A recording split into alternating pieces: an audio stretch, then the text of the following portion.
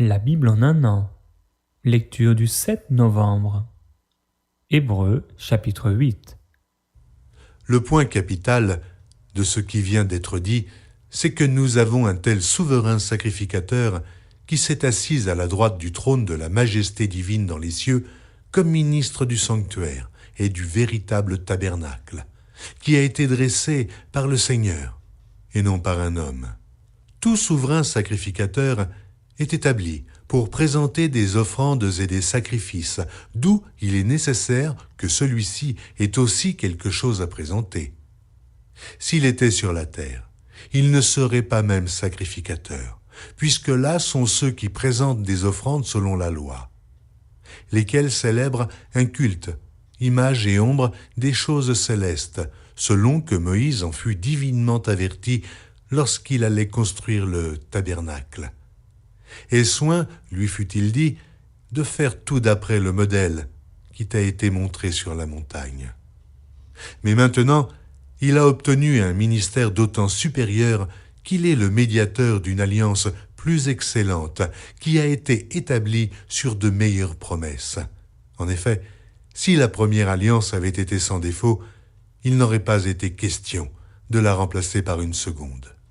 Car c'est avec l'expression d'un blâme que le Seigneur dit à Israël, « Voici, les jours viennent, dit le Seigneur, où je ferai avec la maison d'Israël et la maison de Juda une alliance nouvelle. Non comme l'alliance que je traitais avec leur père, le jour où je les saisis par la main pour les faire sortir du pays d'Égypte. Car ils n'ont pas persévéré dans mon alliance, et moi aussi, je ne me suis pas soucié d'eux, dit le Seigneur.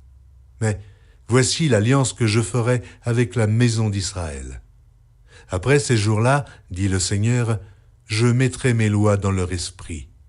Je les écrirai dans leur cœur, et je serai leur Dieu, et ils seront mon peuple. Aucun n'enseignera plus son concitoyen, ni aucun son frère, en disant « Connais le Seigneur », car tous me connaîtront, depuis le plus petit jusqu'au plus grand d'entre eux. Parce que je pardonnerai leurs iniquités, et que je ne me souviendrai plus de leurs péchés. En disant une alliance nouvelle, il a déclaré la première ancienne. Or, ce qui est ancien, ce qui a vieilli, est près de disparaître. Ézéchiel, chapitre 16, versets 42 à 63. J'assouvirai ma colère contre toi, et tu ne seras plus l'objet de ma jalousie. Je m'apaiserai, je ne serai plus irrité. Parce que tu ne t'es pas souvenu du temps de ta jeunesse, parce que tu m'as provoqué par toutes ces choses, voici, je ferai retomber ta conduite sur ta tête, dit le Seigneur, l'Éternel, et tu ne commettras plus le crime avec toutes tes abominations. Voici, tous ceux qui disent des proverbes t'appliqueront ce proverbe, telle mère, telle fille. Tu es la fille de ta mère, qui a repoussé son mari et ses enfants. Tu es la sœur de tes sœurs, qui ont repoussé leurs maris et leurs enfants. Votre mère était une Hessienne, et votre père un Amoréen.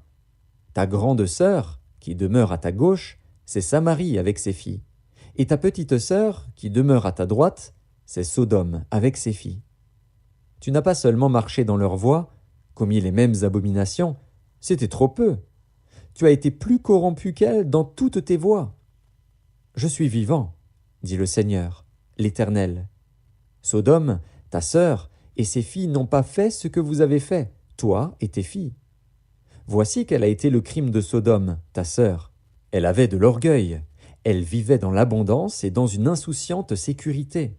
Elle et ses filles, et elle ne soutenait pas la main du malheureux et de l'indigent. Elles sont devenues hautaines, et elles ont commis des abominations devant moi. Je les ai fait disparaître quand j'ai vu cela. Samarie n'a pas commis la moitié de tes péchés. Tes abominations ont été plus nombreuses que les siennes, et tu as justifié tes sœurs par toutes les abominations que tu as faites. Toi qui condamnais tes sœurs, supporte ton opprobre, à cause de tes péchés par lesquels tu t'es rendu plus abominable qu'elles, et qui les font paraître plus justes que toi. Sois confuse et supporte ton opprobre, puisque tu as justifié tes sœurs. Je ramènerai leurs captifs, les captifs de Sodome et de ses filles, les captifs de Samarie et de ses filles, et tes captifs au milieu des leurs, afin que tu subisses ton opprobre et que tu rougisses de tout ce que tu as fait, en étant pour elles un sujet de consolation. Tes sœurs, Sodome et ses filles, reviendront à leur premier état. Samarie et ses filles reviendront à leur premier état. Et toi et tes filles, vous reviendrez à votre premier état. Ne discourais-tu pas sur ta sœur Sodome, dans le temps de ton orgueil, avant que ta méchanceté soit mise à nu, lorsque tu as reçu les outrages des filles de la Syrie et de tous ses alentours, des filles des Philistins, qui te méprisaient de tous côtés?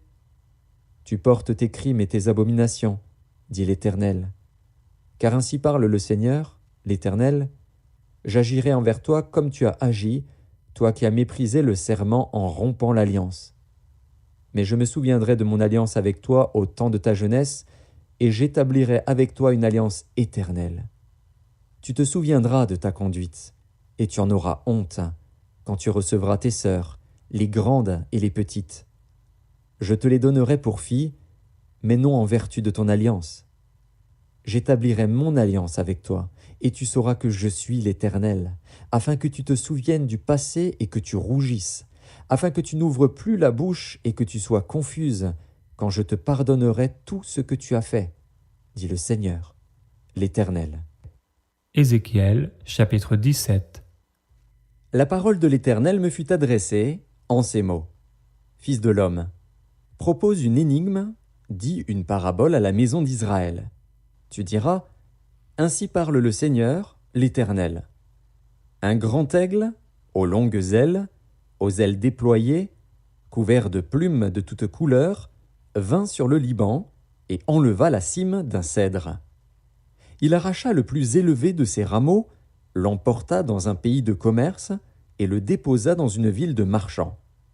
Et il prit un rejeton du pays et le plaça dans un sol fertile. Il le mit près d'une eau abondante et le planta comme un saule.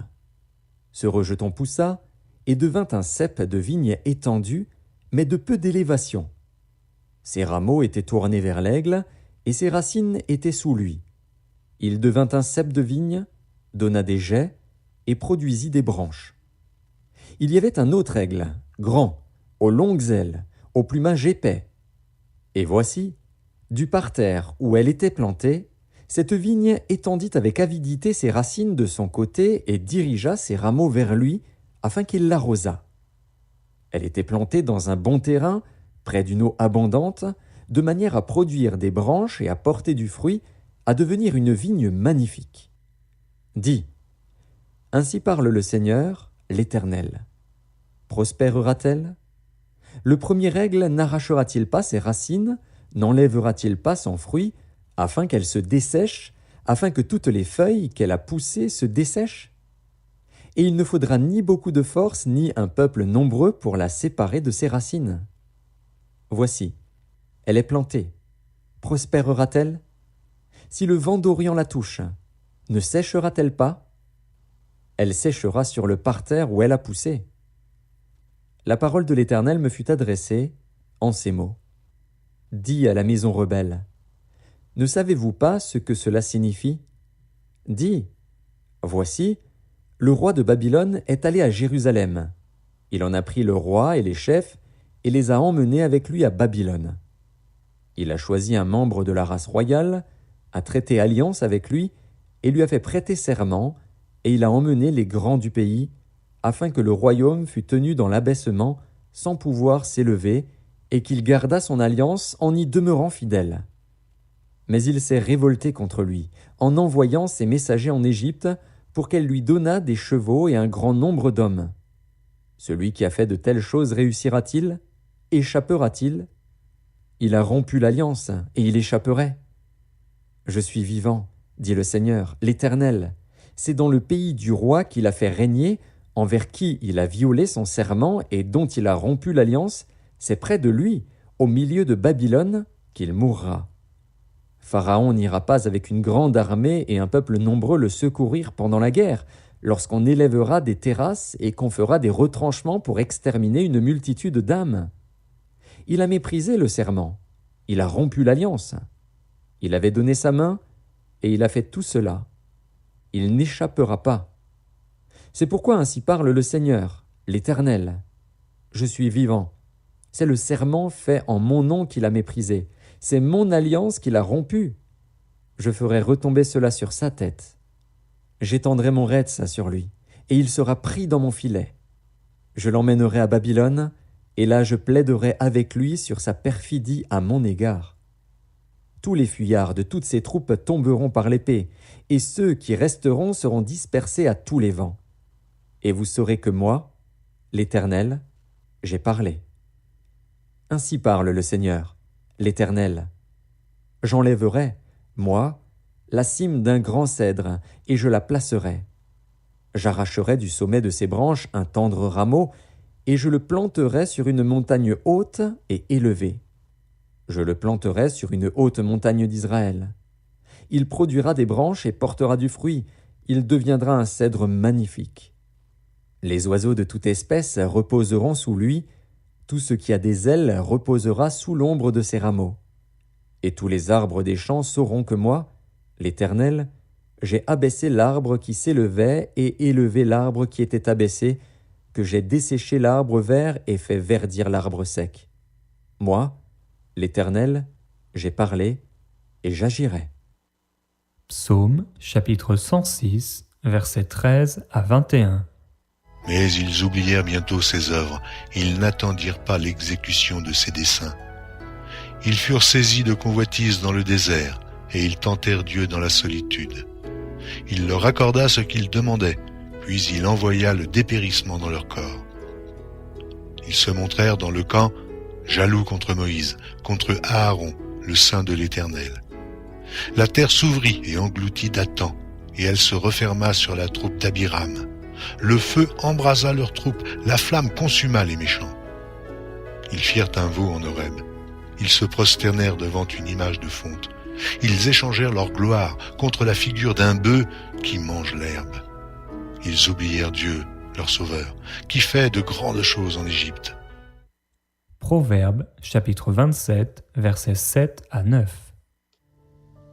Celui qui est rassasié foule aux pieds le rayon de miel, mais celui qui a faim trouve doux tout ce qui est amer.